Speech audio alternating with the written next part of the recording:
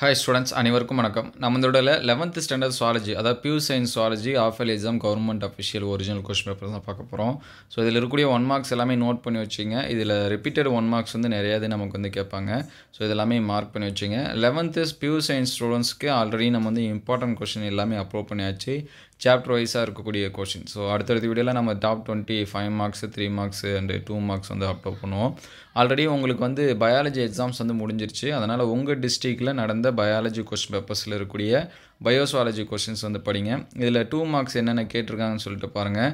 எக்ஸாம்பிளுக்கு கோவேறு கழுதை, சுடர் செல்கள், நாங்குல் கட்டி இதெல்லாமே முக்கியமானது. அந்த டெட்டன்னி ஸோ இதெல்லாமே படிச்சிருங்க. ஒருவரின் உணவில் இரும்புச்சத்து குறைவால் ஏற்படும் விளைவு, வெர்மி டெக்னா என்ன, கணைய சுரப்பி உடலிருந்து நீக்கினால் ஏற்படும் விளைவு, உணவு பாதை சுவரின் 4 படம், துகளற்ற வெள்ளையணுக்களோட பெயர்கள் அதோட படமும் வரைஞ்சி பார்த்துருங்க. ஸோ அதுக்கடுத்து பார்த்தீங்கன்னா பிளட் செல்லில் தான் படம் இருக்கும்.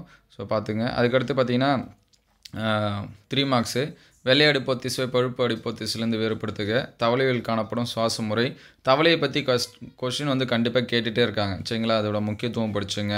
செரிமான மண்டலம் இதெல்லாமே இருந்துச்சு அப்படின்னா அதெல்லாமே படிச்சுருங்க.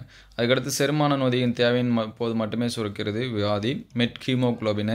இது நிறைய டைம் பப்ளிக் எக்ஸாம்ஸ்லாம் கேட்டிருக்காங்க. சிறுநீரகத்தோட பணிகள், நியூரானோட படம் சரிங்களா. நியூரான் வரைஞ்சி பார்த்துங்க. நம்ம வாட்ஸ்அப் குரூப்லேயே ஷேர் பண்ணியிருந்தோம் என்னென்ன படம் வந்து கேட்கலாம் அப்படின்னு சொல்லிட்டு. கிட்னியோட டயக்ராமை வரைஞ்சி பார்த்துருங்க. ஸோ இந்த வாட்டியும் ஆஃப் வேலிக்கு கள்ளக்குறிச்சி டிஸ்ட்ரிக்ட்லாம் நியூரான் தான் கேட்டிருந்தாங்க. அதுக்கடுத்து ஸ்டெத்தஸ்கோப்போட பயன்கள், மூளையை சுற்றியுள்ள 3 உரை, ஃபெர்ஜர் அலையில் காணப்படும் 4 வகை இசைவு சரிங்களா. அதுக்கடுத்து 5 மார்க்ஸ் பாருங்கள்.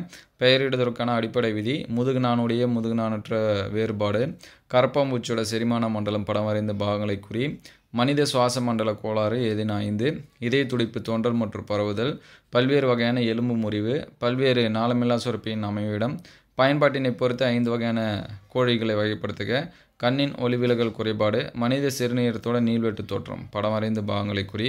ஸோ இதெல்லாமே படித்து வச்சிங்க. இதில் இருக்கக்கூடிய கொஷின்ஸ் எல்லாமே இம்பார்ட்டண்டான கொஷின்ஸ் தான்.